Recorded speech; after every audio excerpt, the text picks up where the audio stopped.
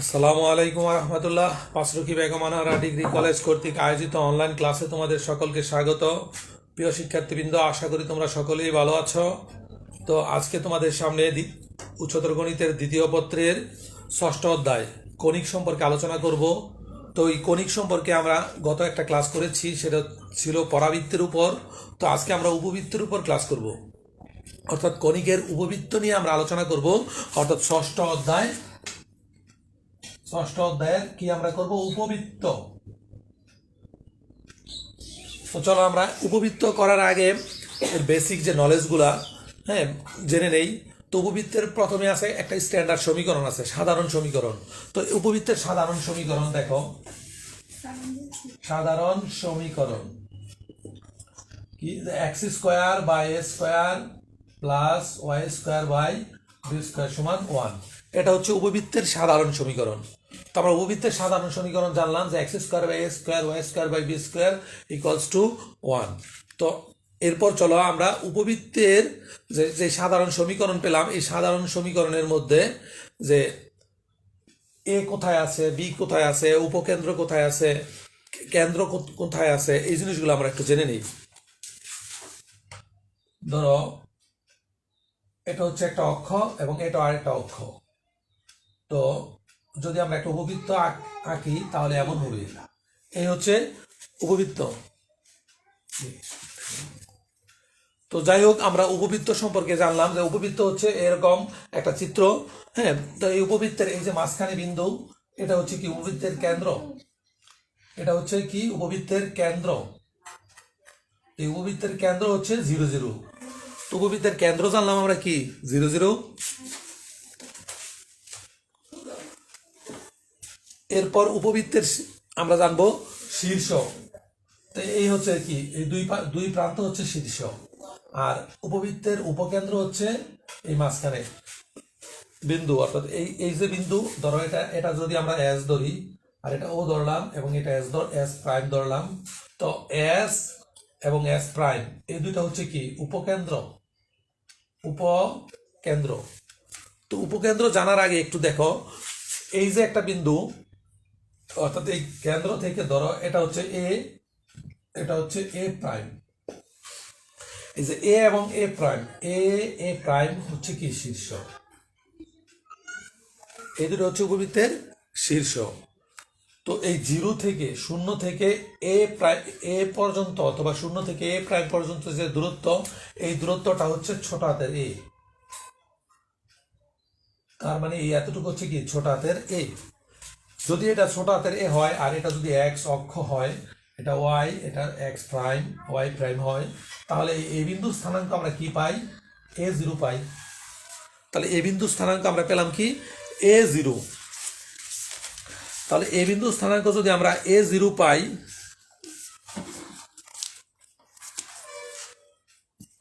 দেখো, এবং যদি এতটুকু আমাদের বি হয়, অর্থাৎ এ প্রাইম বিন্দু স্থানাঙ্ক, তাহলে কি হবে যে -a0।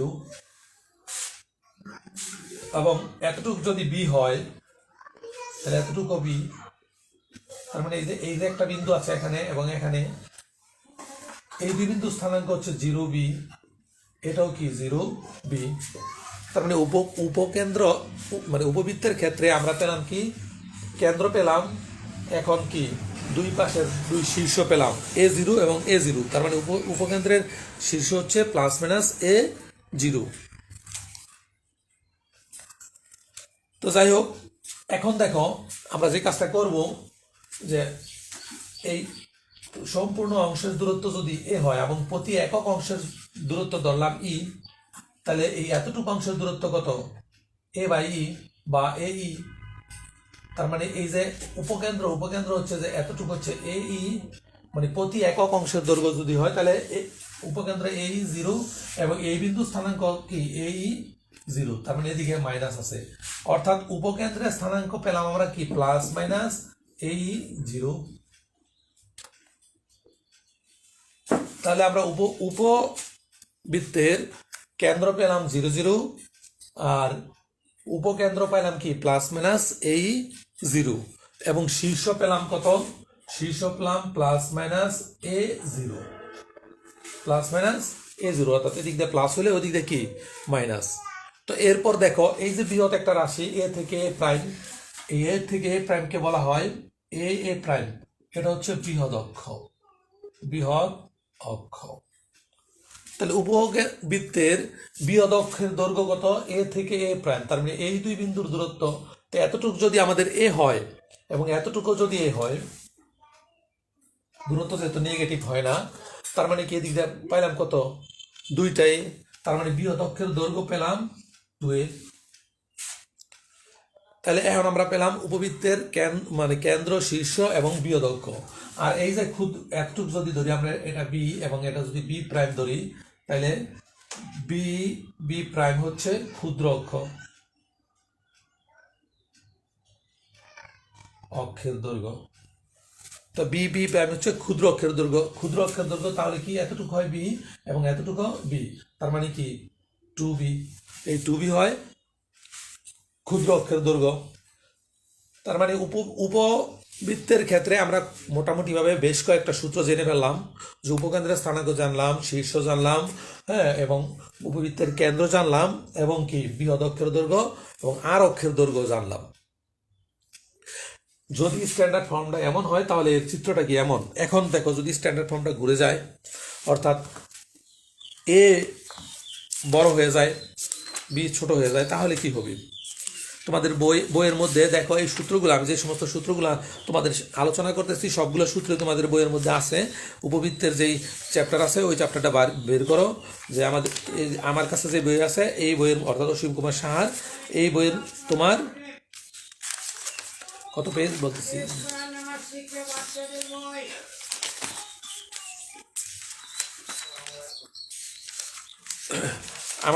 আমার কাছে যে আছে 6 বি যে অধ্যায় আছে, 6 বি এর মধ্যে তুমি পাইবা 6 বি এর উপবৃত্তের সমীকরণ। তো আসলে আমার কাছে যে বইটা আছে এই বইটার মধ্যে তোমার উপবৃত্ত ইটা নাই। আচ্ছা যাক, তো আশা করি যে কি উপবৃত্তের যে সমস্ত জিনিস নিয়ে আমরা আলোচনা করছি, তো এই জিনিসগুলো কি তোমরা সবাই বুঝতে পেরেছ?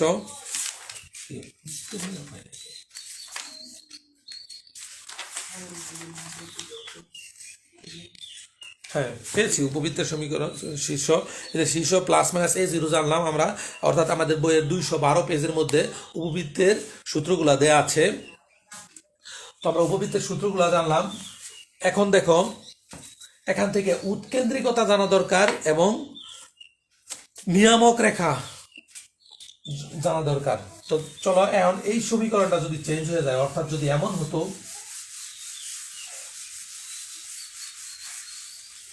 একটু খেয়াল করো, যদি এখানে আগের যে সমীকরণটা আমরা এঁকেছি, চিত্র এঁকেছি, সেখানে ছিল এ ইজ গ্রেটার দেন বি। যদি এ লেজর বি হয়, এ লেজর বি হলে, অর্থাৎ এ লেজর বি হলে এর চিত্র হবে ঠিক এমন, অর্থাৎ আমাদের এই অক্ষ থাকবে ঠিক এই, কিন্তু কি উপবৃত্তটা একটু লম্বাটে উপরের দিকে হয়ে যাবে। তার মানে দেখো এখন কিন্তু এই যে আগের মতোই, যে এটা এ প্রাইম ঠিক আছে, বি প্রাইম ঠিক আছে, এটা এ জিরো তাও ঠিক আছে, জিরো মাইনাস এ জিরো এটাও ঠিক আছে, জিরো বি আর এটা জিরো মাইনাস বি এটাও ঠিক আছে। কিন্তু একটু দেখো তো, এখন বৃহৎ অক্ষ যদি আমরা বলি তাহলে কি বৃহৎ অক্ষ কোন জায়গায় আছে? আগে তো ছিল এমন চিত্র, তাই না? তো এখানে বৃহৎ অক্ষ ছিল আনুভূমিকভাবে যে অক্ষ, আর এখন কি উলম্বিকভাবে অক্ষ। তার মানে এটা যদি বি হয়, এটাও বি হয়, তাহলে বৃহৎ অক্ষ হবে কত? 2b, আর ক্ষুদ্র অক্ষ হবে কত? 2a। অর্থাৎ আগের মতো, মানে সমীকরণগুলো আগের মতোই থাকবে, কিন্তু কি উল্টে যাবে। যেখানে এ হওয়ার কথা ছিল সেখানে বি হবে, যেখানে বি হওয়ার কথা ছিল সেখানে কি এ হবে। জাস্ট আমরা এতটুকু জানলাম। তো এখন আরেকটু ভালোভাবে খেয়াল করো, যে যদি এইরকম থাকে তাহলে দেখো এখানে উপকেন্দ্র কিন্তু আসলে এখানে না, এখন কি এখানে এস এবং এস প্রাইম। তার মানে কি আগে ছিল উপকেন্দ্রের স্থানাঙ্ক প্লাস মাইনাস এই জিরো, এখন হবে উপকেন্দ্রের স্থানাঙ্ক plus minus b zero, zero b. তার মানে সম্পূর্ণ চেঞ্জ হয়ে যাচ্ছে। তো এরকম আগে আগে আমাদের যে সমীকরণটা আমরা করব সেখানে দেখব যে এ বড় না ছোট। যদি এ বড় হয় তাহলে এইভাবে আঁকবো, আর এ ছোট হলে এইভাবে মানে চিত্রগুলো আঁকার চেষ্টা করব। যাই হোক, আমরা মোটামুটি চিত্র এবং এই সূত্র সম্পর্কে জানলাম। এর মধ্যে আরও কিছু আছে, যে উৎকেন্দ্রিকতা জানা দরকার আছে, ই সমান, তো দেখো উৎকেন্দ্রিকতা, ই সমান এরকম দেওয়া আছে যে ই সমান √1 minus b square by a square, এটাও জানলাম আমরা। ই সমান √1 মাইনাস বি স্কোয়ার, এবং এই যে নিয়ামকের সমীকরণ আছে এক সমান নিয়ামক এক সমান প্লাস মাইনাস এ বাই ই। আসলে নিয়ামকটা কি, যে মানে তোমার এই উপকেন্দ্র দিয়ে যাবে নিয়ামক, তার মানে নিয়ামকের সমীকরণ পেলাম আমরা এক সমান plus minus a by e, sorry. তো এইভাবে কি এই সূত্রগুলো ব্যবহার করে আমরা কি চাইলে এই উপকেন্দ্রের মানে উপবৃত্তের যতগুলো অঙ্ক আছে সেই অঙ্কগুলো কি আমরা সলিউশন করতে পারি। তো যাই হোক, এখন দেখো আমরা মূল অনুশীলনীতে চলে যাই, যে অনুশীলনের মধ্যে যে সমস্ত অঙ্কগুলো আছে একটু ভালোভাবে খেয়াল করো। আমাদের অনুশীলনীর মধ্যে 6 বি, একটু খেয়াল করো। 6 এর মধ্যে প্রথমেই অঙ্ক আছে যে টাইপ 2 এর মধ্যে যে কমন অঙ্কগুলো আছে তার মধ্যে প্রথম 2-এর 1 নম্বর অঙ্কের মধ্যে চেয়েছে সমীকরণের দৈর্ঘ্য, উৎকেন্দ্রিকতা, উপকেন্দ্রদ্বয় স্থানাঙ্ক, উপকেন্দ্রিক লম্বের দৈর্ঘ্য, নিয়ামকের সমীকরণ, মোটামুটি অনেক কিছু চেয়েছে এবং পরামিতিক স্থানাঙ্কও চেয়েছে। তো চলো আমরা এগুলো ধীরে ধীরে বের করার চেষ্টা করি। তো আশা করি যে একটা বের করলে এরকম যত অঙ্কগুলো আছে তুমি করতে পারবে।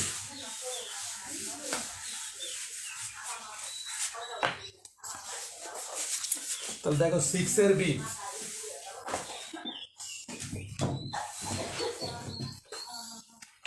দুইয়ের 1 নম্বর অঙ্কটা আমরা করতেছি 9x square plus 16y square সমান 144।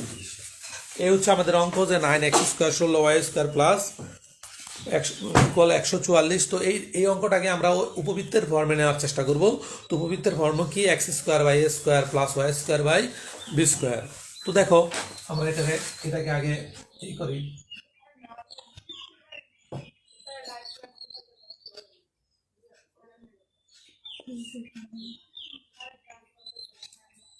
তো দেখো এখানে 9 দিয়ে ভাগ করলে 16 হয়, আর y স্কোয়ার এখানে যদি আমরা একে 9 দিয়ে ভাগ করি, মানে 16 দিয়ে ভাগ করি, তাহলে 9 হয় সমান 1। x স্কোয়ার এন্ড 4 এর উপরে স্কোয়ার 3 স্কোয়ার সমান 1। এখানে a সমান 4, b সমান 3। তাহলে দেখো আমরা কিন্তু এখানে এর মান বি এর চেয়ে বড় পেয়েছি। তো এর মান যেহেতু বি এর থেকে বড় পেয়েছি, তাহলে আমরা কি করব, এখানে যে এর মান বি এর থেকে বড় পাওয়ার কারণে আমরা যে সমীকরণ দিয়েছিলাম এর প্রথম অংশ, অর্থাৎ প্রথম সমীকরণ যেটা ছিল ওই সমীকরণকে ফলো করব। অর্থাৎ এই আকারে যেমন যেই চিত্রটা ছিল সেই চিত্রটা হবে এটার এ এবং বি, ঠিক আছে না? তার মানে তোমাদের বইয়ে যে সূত্র আছে, অর্থাৎ এই 112 পেজ 212 পেজের মধ্যে ওই সূত্রগুলা যে প্রথম অংশ আছে, বাম পাশে যে সারি আছে, আমরা এই বাম পাশের সারিকে কি অনুসরণ করব। যাই হোক, তো আমাদের স্ট্যান্ডার্ড ফর্মে নেওয়া হয়েছে। তো এখানে প্রথমে চেয়েছে যে উপবৃত্তের অক্ষের সমীকরণ ও দৈর্ঘ্য, অক্ষদ্বয়ের সমীকরণ ও দৈর্ঘ্য। তাহলে দেখো আমাদের এখানে সূত্র দেয়া আছে যে অক্ষদ্বয়ের সমীকরণ এবং দৈর্ঘ্য, বৃহৎ অক্ষের দৈর্ঘ্য হচ্ছে 2a। তাহলে আমরা আগে দৈর্ঘ্য বের করি, এরপর সমীকরণ লিখতেছি। দেখো তাহলে বৃহৎ অক্ষের দৈর্ঘ্য 2a, তাহলে এখানে 2 হচ্ছে আর 4 সমান সমান কত, 4 দুগুণে 8। তো আমরা বৃহৎ অক্ষের দৈর্ঘ্য পেয়েছি। বৃহৎ অক্ষের সমীকরণ আমাদের প্রশ্নে দেওয়া আছে, বৃহৎ অক্ষের সমীকরণ y সমান 0। তাহলে বৃহৎ অক্ষের সমীকরণ দেখো, বৃহৎ অক্ষের সমীকরণ তাহলে কি y সমান 0 বাস। এখন চেয়েছে কি, ক্ষুদ্র অক্ষের দৈর্ঘ্য বের করলেন। ক্ষুদ্র অক্ষের দৈর্ঘ্য 2a, এর মান কত, 3 দুগুণে 6। এবং ক্ষুদ্র অক্ষের সমীকরণ, তাহলে দেখো ক্ষুদ্র অক্ষের সমীকরণ হচ্ছে আমাদের কি, যে 2b, এখানে 2 আছে, এই b এর মান হচ্ছে আমাদের 3। ক্ষুদ্র অক্ষের সমীকরণ, ক্ষুদ্র অক্ষের দৈর্ঘ্য হচ্ছে 2b, তা b এর মান 3, সেই হিসাবে আমাদের এখানে 6 হয়েছিল, এখানে বি এর জায়গায় এ লিখা হয়েছিল, তো ক্ষুদ্র অক্ষের সমীকরণ হচ্ছে 1 সমান 0। তো আমরা ক্ষুদ্র অক্ষের সমীকরণে 1 সমান 0 পেলাম। তাহলে আমরা অলরেডি কি অক্ষদ্বয়ের দৈর্ঘ্য এবং সমীকরণ পেয়েছি। তো এরপর প্রশ্নের মধ্যে যেটা চেয়েছে যে উৎকেন্দ্রিকতা, তো আমরা এখন উৎকেন্দ্রিকতা নির্ণয় করব। তো উৎকেন্দ্রিকতা নির্ণয়ের জন্য আমাদের যে সূত্র আছে দেখো, উৎকেন্দ্রিকতা ই সমান √1 - b² বাই a²।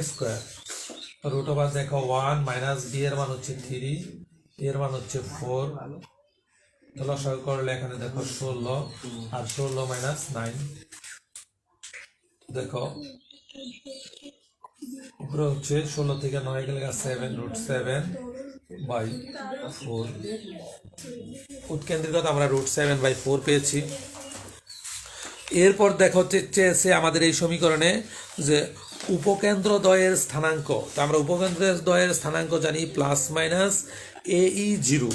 আমাদের যে প্রশ্নে উপকেন্দ্রের স্থানাঙ্ক দেয়া আছে সূত্রের মধ্যে +-AE0। তো আমরা উপকেন্দ্রের স্থানাঙ্ক অলরেডি বের করব।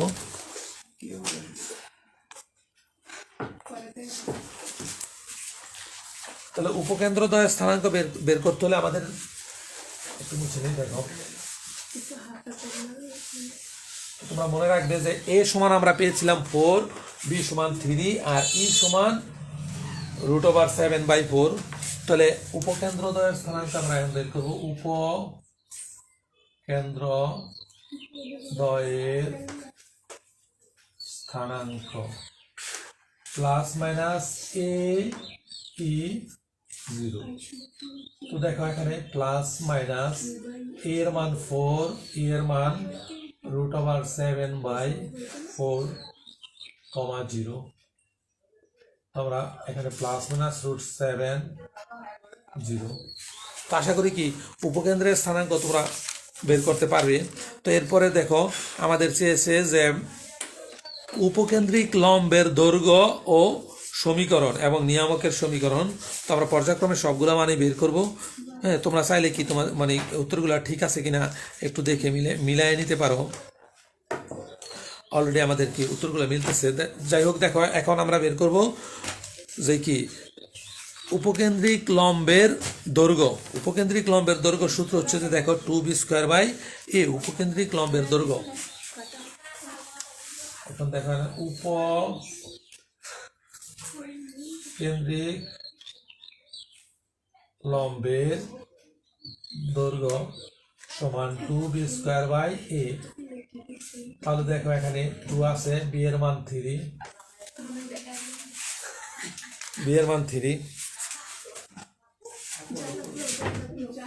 আসলে কারেন্ট চলে গেছে। তো দেখো b এর মান যদি আমরা এখানে 3 লিখি তাহলে 3√² a এর মান 4,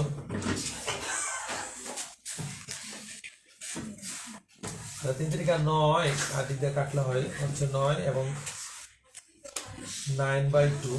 তো উপকেন্দ্রিক লম্বের দৈর্ঘ্য কি আমরা অলরেডি বের করে ফেলেছি। তো উপকেন্দ্রিক লম্বের পরে আমাদের যেটা দরকার সেটা হচ্ছে যে উপকেন্দ্রিক লম্বের সমীকরণ। তো দেখো আমাদের এখানে দেয়া আছে প্রশ্নের মানে এর মধ্যে তোমাদের যেই বই আছে অবশ্যই বইয়ের মধ্যে দেখো যে উপকেন্দ্রিক লম্বের দৈর্ঘ্য আমাদের এখানে দেয়া ছিল 2b² এবং উপকেন্দ্রিক লম্বের সমীকরণ আছে 1 সমান +-AE। 1 সমান +-AE। তাহলে উপকেন্দ্রিক লম্বের সমীকরণ আমরা বের করবো। দেখো আমরা ইপিএস ছিলাম,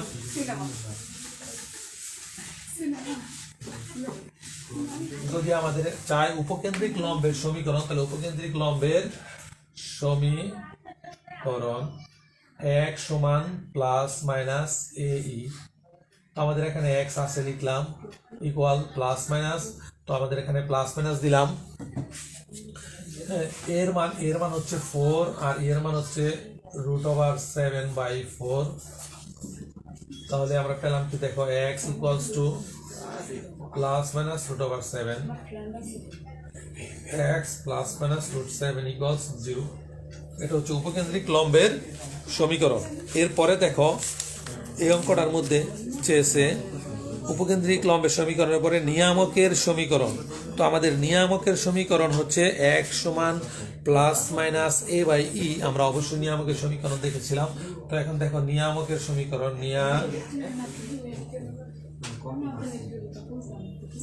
নিয়ামকের সমীকরণ হচ্ছে x সমান প্লাস মাইনাস a বাই ই।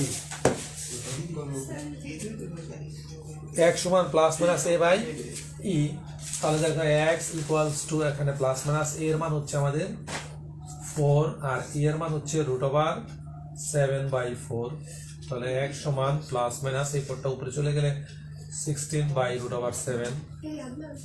তো এদিকে যদি আমরা লিখি √7x সমান প্লাস মাইনাস 16 লিখতে পারি। তো যাই হোক দেখো, তো আমরা এখানে যদি এই 16 কে এই পাশে নিয়ে আসি তাহলে √7x প্লাস মাইনাস 16 ইকুয়াল 0। তো এই হচ্ছে আমাদের কি নিয়ামকের সমীকরণ।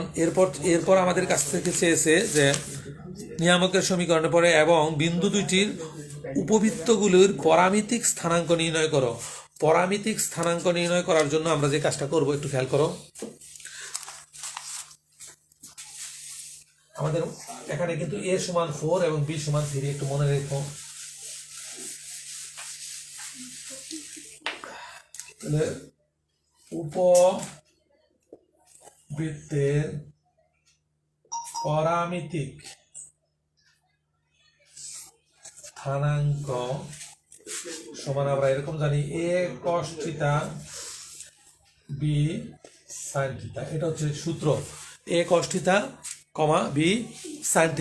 তো আমরা এর মান জানি 4 cos θ, 3 sin θ। এটা হচ্ছে কি আমাদের পরামিতিক স্থানাঙ্ক।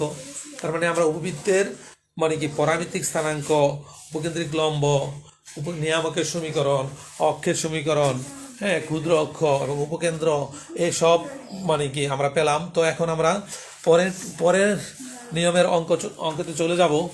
দেখো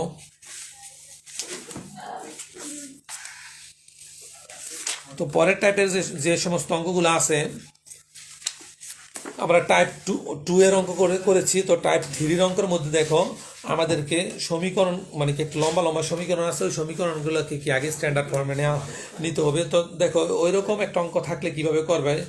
তো 4-এর 3 নাম্বার অঙ্কটা আমরা করতেছি। দেখো 4-এর 3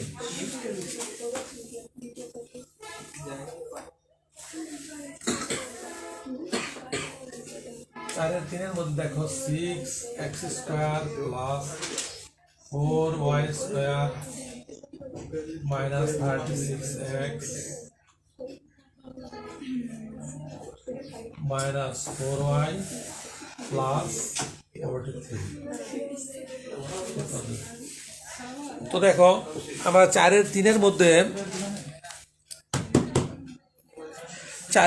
মধ্যে আমরা করেছি মানে অঙ্কটা এসেছি যে এখন একে আমাদের কি ওই স্ট্যান্ডার্ড ফর্মে নিতে হবে, অর্থাৎ x² by a² plus y² by b² এরকম ফর্মে আমাদের নিতে হবে। তো চলো আমরা এটাকে ফর্মে নেওয়ার জন্য আগে x গুলাকে একদিকে নেই এবং y গুলাকে মানে কাছাকাছি নিয়ে আসি। তাহলে এখানে 6x² minus 36x 4y² minus 4y plus 43 equals to 0।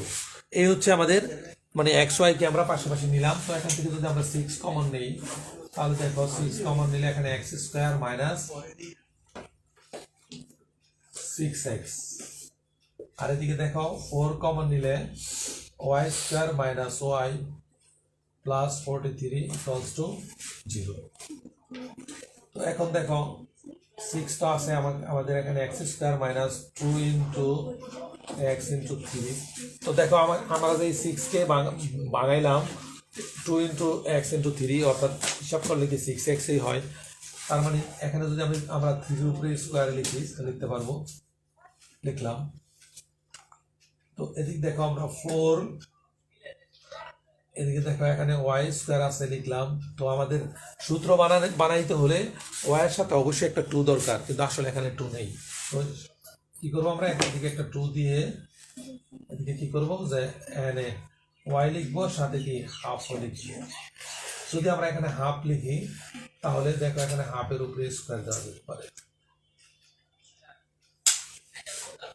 যাই হোক, এখন দেখো আমরা যা যা কম বা বেশি লিখেছি সেই জিনিসটা এখন পুরা করার চেষ্টা করব। আমাদের কাছে কিন্তু অবশ্যই এখানে 43 ছিল, এই 43কে আমরা কি মাইনাস করে এই পাশে নিয়ে আসলাম, সমান সমানের এই পাশে 43 নিয়ে আসলাম। তো এখন দেখো এই পাশে আমরা কি কি বেশি লিখছি, যা বেশি লিখছি সমান সমানের ডান পাশে কি আমরা ওই অতিরিক্ত সংখ্যাগুলো লিখে দিব। তো এখন খেয়াল করো, এখানে আমরা 3 এর স্কয়ার থাকলে কত হয়, 9, 9 বেশি লিখছি তাই না? আসলে 9 না, দেখো এখানে 6 আছে, তাহলে 6 রং কত, 54 আমরা বেশি লিখছি, তাহলে এই পাশে লিখে দিব 54, 6 নং 54। আর এখানে দেখো 2 এর স্কয়ার থাকলে 4 হয়, 4 কেটে গেলে 1 হয়, তার মানে এখানে কি আমরা 1 লিখতে পারি, 1 বেশি লিখছি। তো এখন আমরা ফর্মে যাই, x মাইনাস 3 হোল স্কয়ার লিখলাম, আর এদিকে দেখো এদিকে 4 আছে, এখানে y minus half whole square লিখলাম। আর এখানে দেখো আমরা এই 43 এবং এই 55 থেকে 43 বাদ দিব, 55 মাইনাস কত 43 বাদ দিলে আমরা পাই 2 এবং 1, 12 পাই। তাহলে এখানে আমরা 12 লিখতে পারি। তো আশা করি কি এতটুকু পর্যন্ত তোমরা বুঝতে পেরেছ। এখন দেখো এই 12কে আমরা উভয় পক্ষে ভাগ করে দিব, 6x minus 3 whole square by 12, 4 into y minus half whole square by 12 equal. আশা করি কি এতটুকু পর্যন্ত বুঝতে পেরেছ।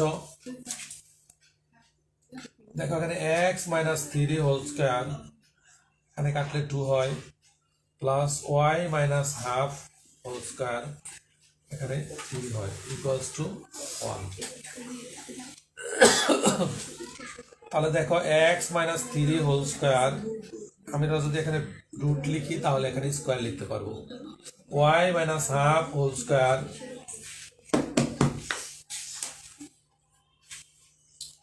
এখানে রুট লিখলে এখানে 3 উপরে স্কয়ার লিখতে পারবো 1।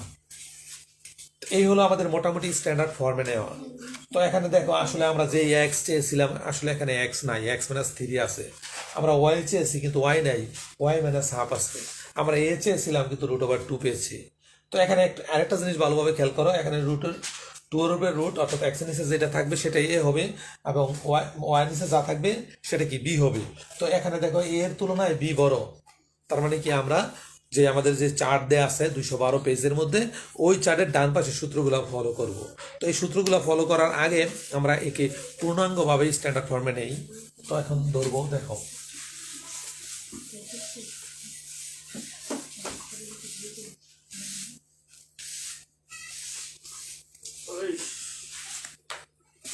এখন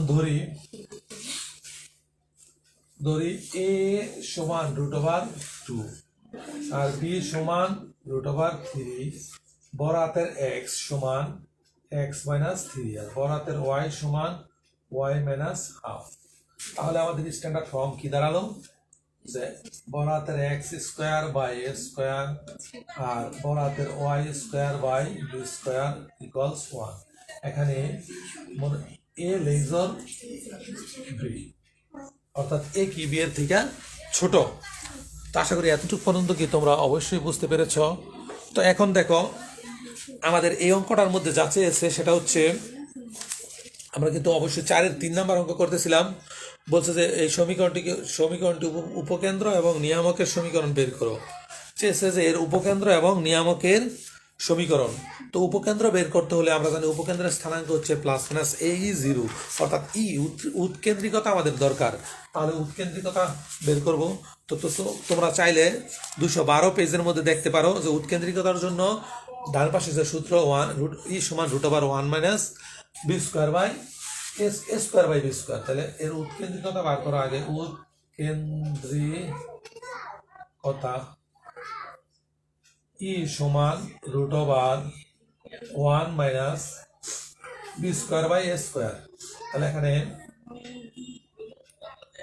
b square by sorry a square by b square, a square by b square. তাহলে এখন দেখো 1 মাইনাস এর মান কিন্তু আমাদের √2 এর উপরে স্কোয়ার, বি এর মান √3 এর উপরে স্কোয়ার। এখানে যদি আমরা সমাধান করি 3 মাইনাস 2, তো 1/√3। এই হচ্ছে আমাদের উৎকেন্দ্রিকতা বের হয়েছে।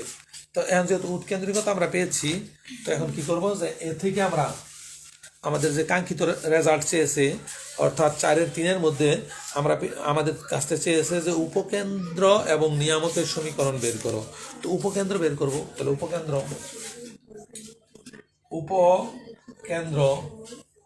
বড় হাতের এক্স বড় হাতের ওয়াই আমাদের কিন্তু চেয়েছে মানে উপকেন্দ্রের স্থানাঙ্ক, আর আমরা কিন্তু মূল সমীকরণটা পেয়েছিলাম সব বড় হাতের এক্স ওয়াই দিয়া। এই জন্য এখানে বড় হাতের এক্স বড় হাতের ওয়াই সমান কত, প্লাস মাইনাস এই 0। এখানে কিন্তু এই 0 হওয়ারই কথা ছিল, কিন্তু যেহেতু সমীকরণটা ডান পাশের রাশিকে ফলো করে, তো ওখানে হচ্ছে plus minus b 0 plus minus b e, তাহলে স্থানাঙ্কটা কি। তো এখন দেখো এখান থেকে আমরা কি করতে পারবো যে এই এক্স এর মান কত আছে আমাদের কাছে, এখানে x - 3 = 0, আর y এর মান পেয়েছি y সমান কত, y মাইনাস হাফ। তো এখানে x সমান দেখো 3 হয়, আর এখানে y মাইনাস হাফ। তো এই হাফের মান দেখো একটু ভালোভাবে খেয়াল করে, যে এখানে আমাদের প্লাস মাইনাস লিখলাম, এই বি এর মান হচ্ছে আমাদের √3 লিখলাম, e এর মান হচ্ছে 1/√3।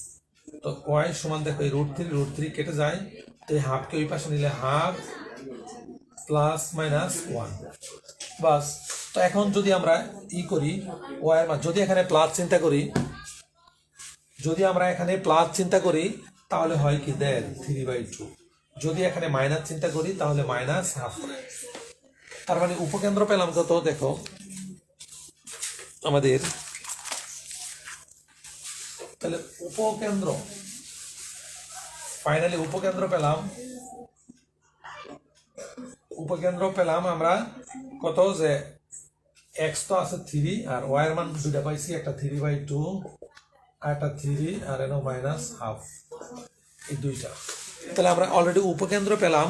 তো এখন যে কাজটা করব, আমরা নিয়ামকের সমীকরণ চেয়েছে, নিয়ামকের সমীকরণ y সমান প্লাস মাইনাস বি। তাহলে নিয়ামকের সমীকরণ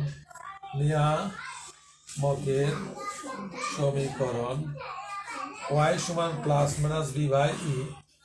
তো দেখো এখানে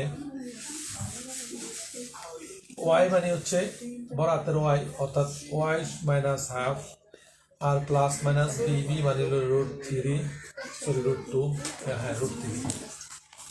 আর ই মানে 1/√3। তো উপরে উঠে গেলে y minus half equal plus minus, দেখো এখানে উপরে উঠে গেলে 3 হয়। তো উপরে যদি উঠে যায় তো দেখো এখানে আমরা 3 পেলাম। তো y = হাফ প্লাস মাইনাস 3। তো y সমান যখন প্লাস হবে তখন হয় কত, 3.5, অর্থাৎ 7/2। আবার যখন মাইনাস হয় তখন কি হয়, 2.5 হয়, অর্থাৎ -5/2। এই হচ্ছে কি নিয়ামকের সমীকরণ। অর্থাৎ এটাকে যদি আমরা একটু সাজাই তাহলে 2y সমান 7, আর এটা 2y সমান -5, দ্যাট ইজ অ্যান্সার।